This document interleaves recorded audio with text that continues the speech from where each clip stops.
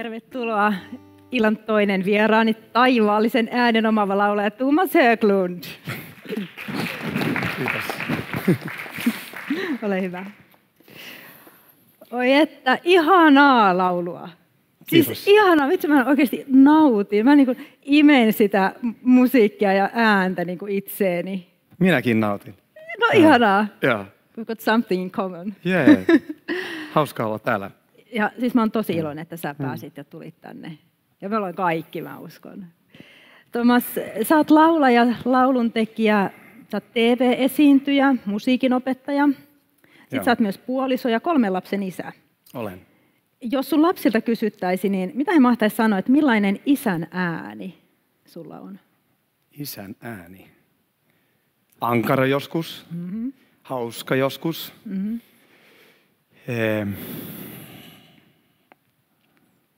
Oikeudenmukainen. Yritän olla. Ja vaan isä. Niin. Pelkkä isä. Niin. Niin. Sulla, siis itsekin oot lapsi, sulla on oma biologinen isä ja sitten sulla on myös taivaallinen isä. Sä oot taivaan isän lapsi. Olen. Minkälainen ääni sun taivaallisella isällä on? Minkälainen isän ääni hänellä on?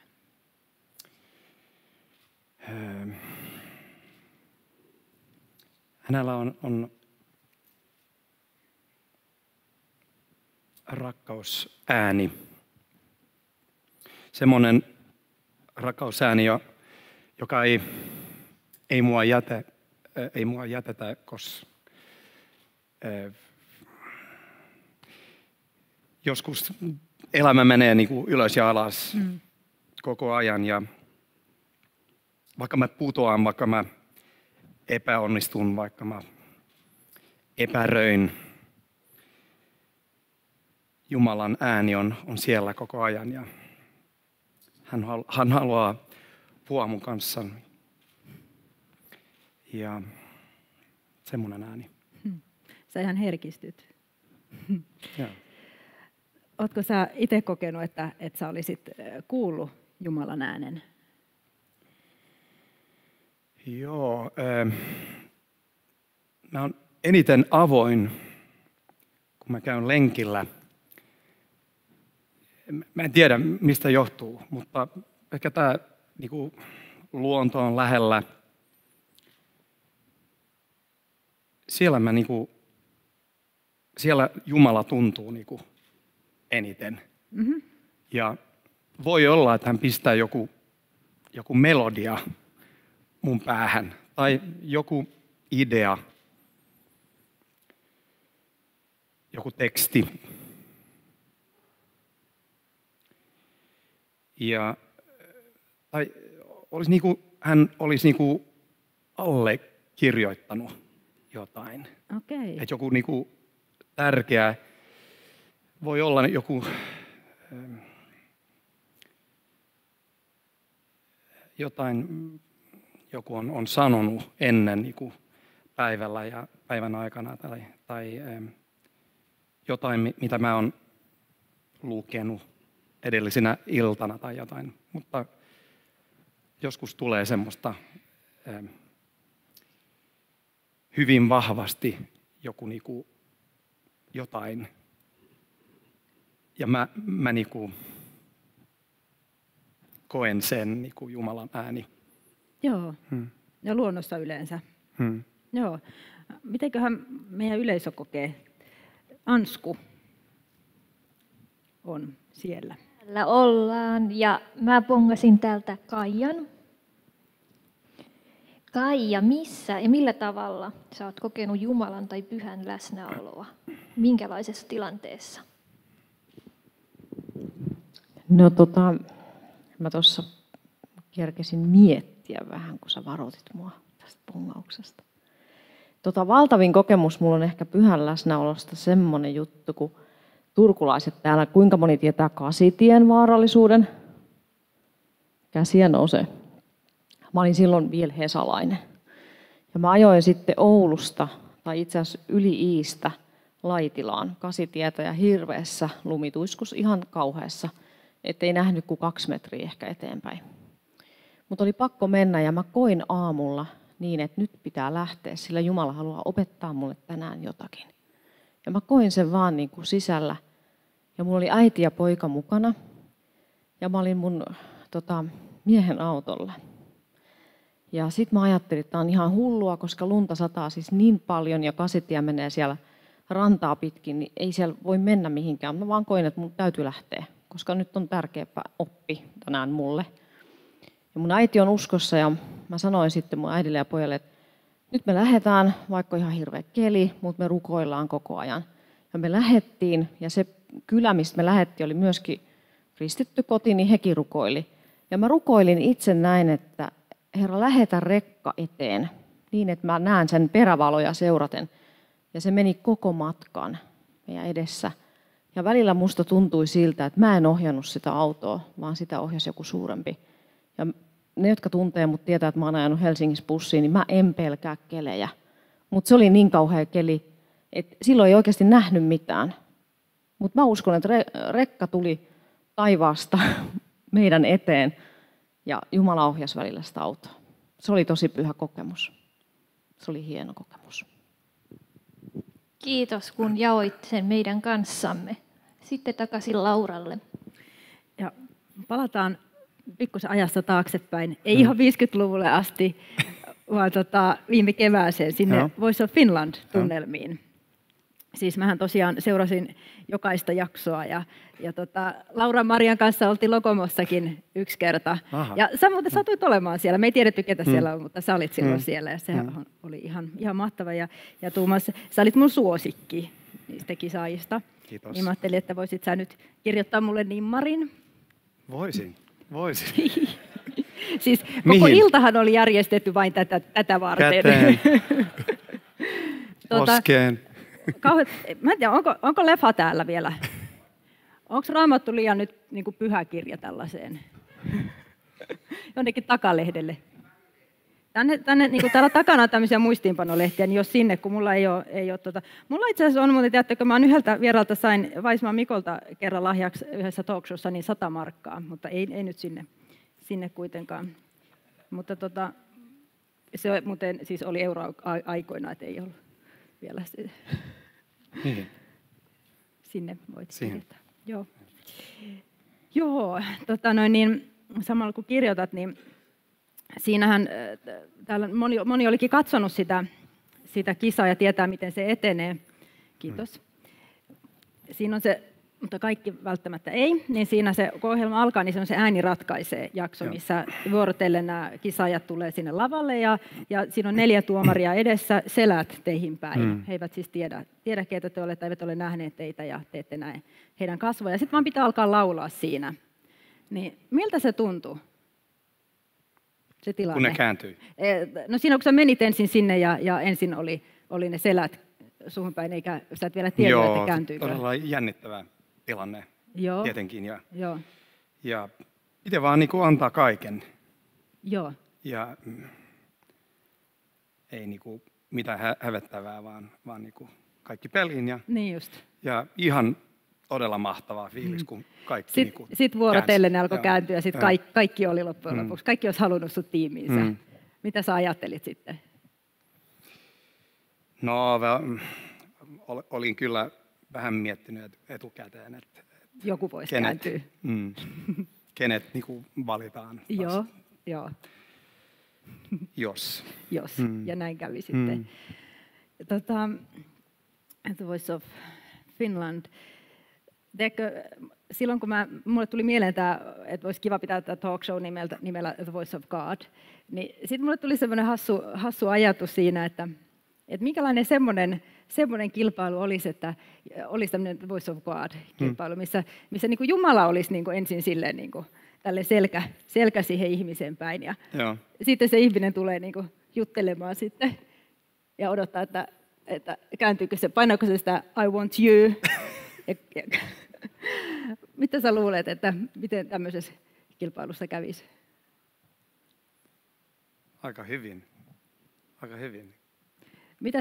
Onko siinä jotain, mitä ihmisen pitäisi sanoa tai millä tavalla, että minkälainen ääni Jumala miellyttäisi?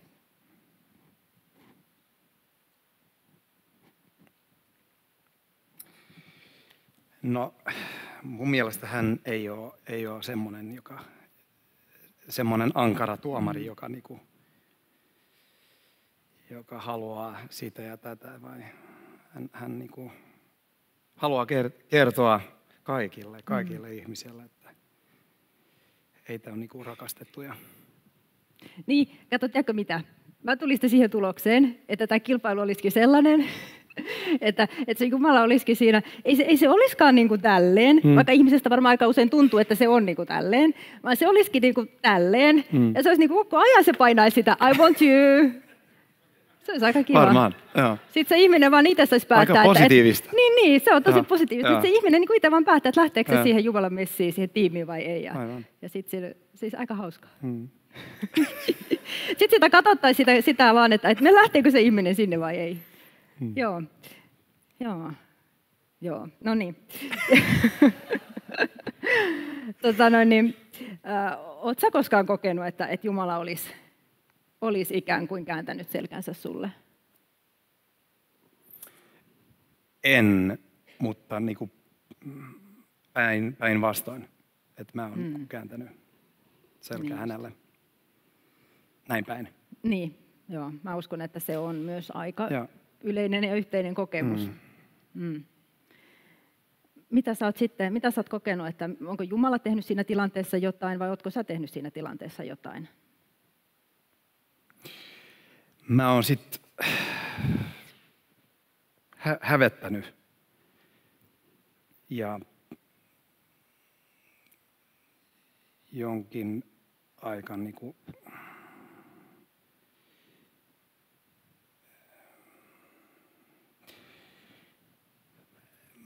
mä oon tullut niinku ryömimässä takaisin.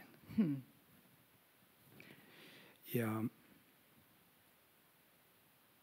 kuten mä sanoin just tässä äsken, että Jumalan armo, se tarkoittaa mulle ainakin se, että silloin kun sä oot heikko ja tuntuu niinku, että nyt sä oot epäonnistunut ja sitten hän on vaan siellä ja niinku antaa rakkaus ja haluaa sut takaisin. I want you. I want you. I want you. Kyllä. Se on fantastista. Se on.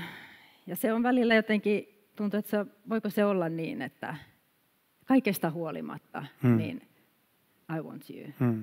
Ja kuitenkin. Se on kyllä ihan uskomatonta.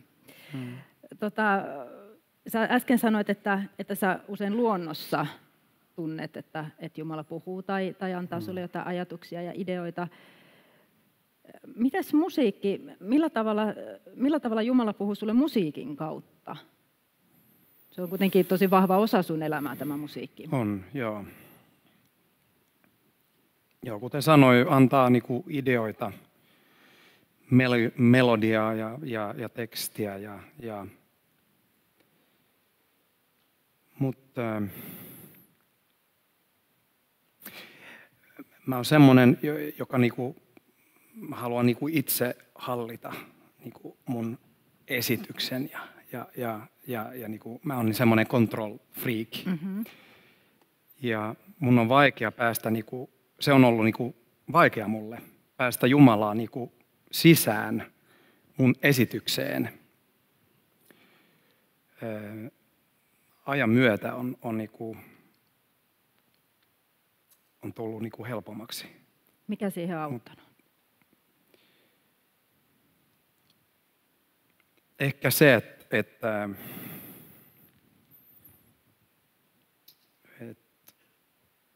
pystyn niinku tänään pystyn olla niinku enemmän oma itseni. Mä en niinku yritä olla jotain tai joku. Mä luulen, että se on niinku yksi avain siihen. Ja haluan ottaa tai antaa Jumala niinku, ohjata. sun esitystä. Ja, Joo. joo. Sä teet itse myös musiikkia. Teen, joo. Joo. Tai yritän. Melodiaa ja kirjoitatko sanoja myös? Joo, mä teen yhteistyötä eri säveltien kanssa. Ja Joo. Elastinen kuva, oliko se elastinen, kun kuvasi sun musiikkityyliä, että se on tällaista grown man's soul? Joo, Joo. joo. Mitä se tarkoittaisi, että minkälaista on grown man's soul? Grown man's soul music. No se kertoo ehkä vähän siitä, pikkasen siitä just, että olet niin kuin oma itse musiikissa ja just niin kuin soul-musassa. Ehkä se on just se grown. Pystyy olla vaan ja tehdä. Antaa musiikki vaikuttaa ja antaa niin kuin Jumala vaikuttaa.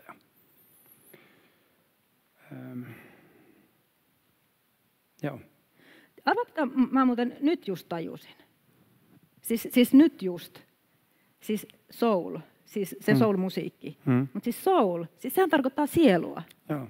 Siis mä en tiedä, että varmaan kaikki tajunnut, se ei ole siis ties koskaan, mutta mä tajusin sen nyt. Onneksi olkoon. Siis mähän siis olen myös englannin opettaja, mutta siis sehän on, siinä niin kuin varmaan se on ajatus, no joo, se sielu niin kuin vielä.